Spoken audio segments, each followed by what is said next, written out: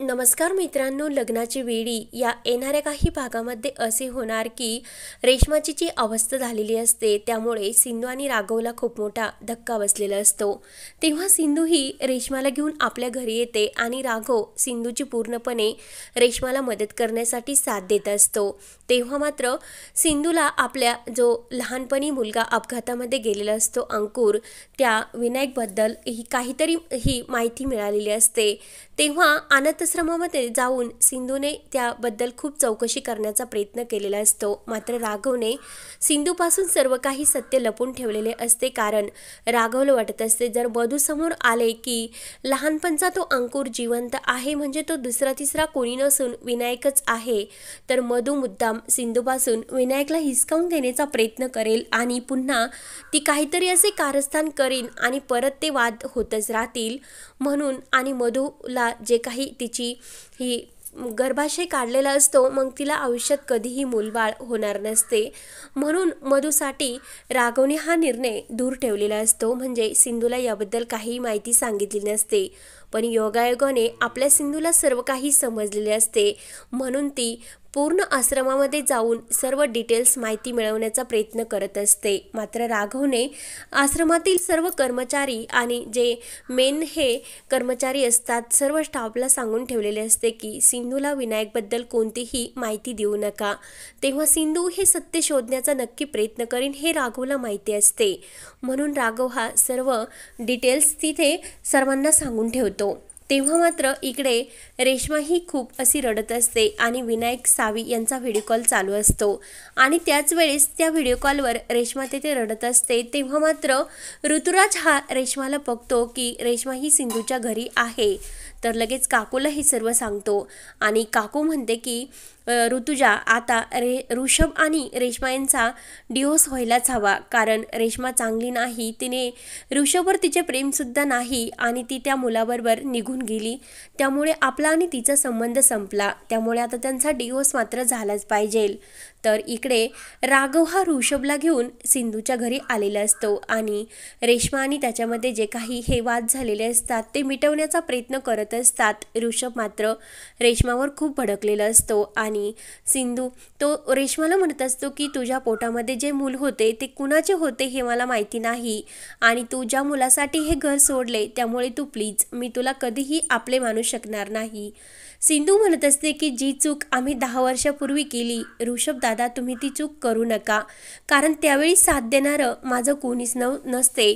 तर सिंधू राघवकडे बघत म्हणत असते की जर माझ्या पतीने त्यावेळेस माझी जर साथ दिली असती तर आज आमचे कुटुंब एकत्र असते, आमच्यामध्ये दुसरे तिसरे कोणीही आले नसते, असे राघवला ती खुणवण्याचा प्रयत्न करत असते। मात्र राघवला सिंधूचे सर्व बोलणे समजते, राघवच्या डोळ्यामध्ये पाणी सुद्धा येते की खरंच सिंधूने एकटीने सर्व काही खूप सहन केले। तर सिंधू ऋषभला म्हणत असते की तुम्ही तर असे दाखवता की जे पोटातील मूल कोणाचे आहे हे फक्त आईला माहिती असते की आपल्या गर्भातील मूल कोणाचे आहे, त्यामुळे तुम्ही प्लीज रेश्मावर असे संशय घेऊ नका, तुम्हाला मूल होणार नाही हे डॉक्टरांनी जरी सांगितले असले तरी तुमच्या आयुष्यामध्ये मुलाचा हा आनंद येणार असल्याचे सांगते, पण नशिबाने तुमच्यापासून तो आनंदसुद्धा हिरावून घेतला। ज्यावेळी रेश्माला तुमची ही साथ हवी होती त्यावेळेस तुम्ही फक्त मध्ये आपला दिवस घालत होता, रेश्माला तुम्ही कधीही आपलेसं केलं नाही आणि जे प्रेम तुम्ही तिच्यावर करत होतात ते प्रेम तुम्ही का असे रेश्मावर अजूनपर्यंत का केले नाही, आणि रेश्माला तुमच्या प्रेमाची खरंच गरज होती, मग तुम्ही फक्त कामामध्ये हे सर्व दिवस घालून आपल्या रेश्माकडे अजिबात लक्ष दिले नाही, त्यामुळे रेश्माला हे सर्व करावे लागले आणि तुमच्या प्रेमामुळे तिला ते घर सोडावे लागले, कुठेतरी तिला सुद्धा एकटी असल्याचं जाणवले, म्हणूनच तिने हे सर्व केले असणार, म्हणून ती ऋषभची समजूत घालते। राघवला सुद्धा समजते की आपण जर त्यावेळी आपल्या सिंधूची साथ दिली असती तर आज आपल्यावर ही परिस्थिती आली नसती। तर ऋषभ म्हणतो की ठीक आहे वहिनी, आतापर्यंत तुम्ही आमच्यासाठी खूप काही केले आणि काकूने तुम्हाला अजूनपर्यंत जे आरोप आणि अन्याय काकूचा सहन करत आला तरी सुद्धा तुम्ही रेश्माची मदत केली आणि रेश्माला या घरात ठेवून घेतले, त्यामुळे मी खरंच तुमचा आभारी आहे। तर लगेच सिंधू म्हणत असते की आता नवीन संसाराला पुन्हा सुरुवात करा. जसे आमच्यामध्ये झाले तसे तुमच्यामध्ये नको व्हायला. राघवसुद्धा सिंधूची माफी मागतो आणि सिंधू खरंच त्यावेळी जर मी तुझी साथ दिली असती तर आज खरंच कुटुंब एकत्र असते. पण सिद्धू अजूनसुद्धा वेळ गेलेली नाही. आपण आपले सर्व काही विचार बदलू शकतो. मी मधूला आत्तापर्यंत कोणताही तो हक्क दिलेला नाही जो सिंधू तुझा होता. आणि ज्यावेळेस मी विनायकमुळे मधूबरोबर लग्न केले ते फक्त विनायकसाठी. त्याच वेळेस मी मधूला सांगितले होते की माझ्या जीवनामध्ये फक्त सिंधूचाच हक्क राहील आणि नवऱ्याचे हक्क मी तिला कोणतेही देणार नाही. फक्त विनायकसाठी आम्हाला हे लग्न करावे लागले. तर ऋषभ म्हणतो की वहिनी हे सर्व खरे आहे.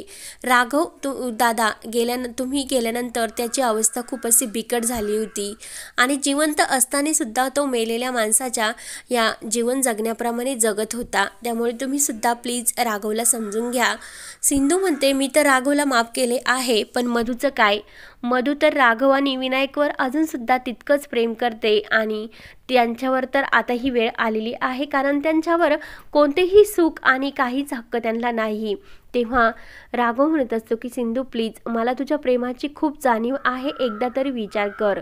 सिंधू मनात म्हणत असते की राघव सर, तुम्ही आपला विनायक हा जिवंत आहे हे सुद्धा सत्य माझ्यापासून का लपवले? पण आपला विनायक नेमकं कुठे आहे हे मी त्याला नक्की शोधून काढेल. सिंधूला माहीत नसते की जो विनायक आपल्या घरामध्ये आहे तोच तिचा हा अंकुर आहे. तेव्हा मात्र ती सर्व शोधण्याचा प्रयत्न करते आणि ऋषभ हा सिंधूला म्हणत असतो की काही दिवस रेशमाला येथेच राहून द्या, कारण तिची जी काही अवस्था झालेली आहे त्यातून तिला आराम मिळायला हवा. तर इकडे काकू आणि ऋतुजा यांनी तर डिहोजचा निर्णय घेतलेला असतो. ऋतुजा यामध्ये मान्य नसते. तिला वाटत असते की माझ्या लेका आणि सुनाबद्दल ह्या काकू असे का निर्णय घेत असतात आणि आपल्या कुटुंबात तर डिव्होर्स हा कुणाचाच होऊ शकत नाही, काकूचाच नियम होता. मग असा त्यांनी अचानक निर्णय का घेतला असेल, म्हणून काकू आणि ऋतुजा यांच्यासुद्धा वाद होतात. तर ऋतुराज काही ऐकायला तयार नसतो आणि त्याच वेळेस हे ऋषभ आणि राघव घरी आलेले असतात. तर ऋतुराज ऋषभला विचारत असतो की काय झाले, कुठे गेला होता? तर ऋषभ म्हणत असतो की माझ्या बायकोला भेटण्यासाठी, आणि आत्ता आमच्यामध्ये कोणीही वाद घालण्याचा प्रयत्न करायचा नाही आणि वाद होतील असे कोणतेही गोष्टी तुम्ही बोलायचं नाही. मी रेशमाला परत घरी घेऊन येणार आणि त्या बाबतीत कोणीही मला निर्णय द्यायचा नाही. तर ते ऐकून काकू आणि ऋतुराजच्या पायाची जमीन हादरते आणि हे सर्व त्या सिंधूमुळेच घडते असे वाटेल तसे आरोप काकू सिंधूवर करतच असते. मात्र इकडे सिंधूने ठरवलेले असते की आज मी नक्की राघवकडून हे सत्य वधूनच घेणार की विनायकचे सत्य त्यांनी माझ्यापासून का लपवले. म्हणून तिने एक प्लॅन केलेला असतो. ती म्हणत असते की काही झाले तरी मी विनायकचा हा शोध घेणारच, आणि शोध घेतल्यानंतर ती मुद्दाम एक प्लॅन करते आणि राघवला म्हणते की मला विनायकची पुण्यतिथी साजरी करायची. तेव्हा राघव म्हणतो की नाही सिंधू, तू असे नाही करू शकत. तर सिंधू म्हणते की राघव, तुम्ही का सांगत नाही की आपला विनायक जिवंत आहे आणि तो कुठे आहे याबद्दल मला सांगा. तेव्हा मात्र एका कॉफी शॉपमध्ये राघव आणि सिंधू भेटायला आलेले असतात आणि विनायकसाठी ती खूप अशी राघवच्या भेटीत येऊन रडत असते. राघवला सुद्धा सिंधूची ती अवस्था बघवत नसते. सिंधू म्हणत असते की मी अजूनपर्यंत आपल्या अंकुरला विसरलेले नाही आणि मला अंकुरला विसरणे सुद्धा शक्य नाही. राघव म्हणतो की सिंधू, मी तुझी मनस्थिती समजू शकतो, मला सुद्धा त्याची खूप आठवण येते.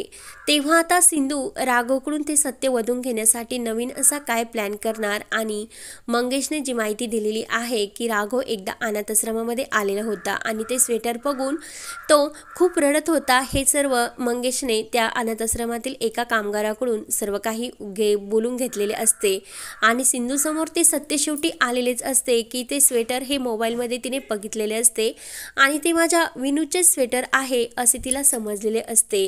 तेव्हा मात्र आता काय काय होत राहणार आणि सिंधू राघवकडून हे सत्य कसे घेणार आणि ऋषभ आणि रेश्मा आहे यांचा संसार सिंधूने परत कसा वाचवलेला असतो, तर ते पाहण्यासाठी आपल्या चॅनलला नक्की सबस्क्राईब करत राहा. धन्यवाद.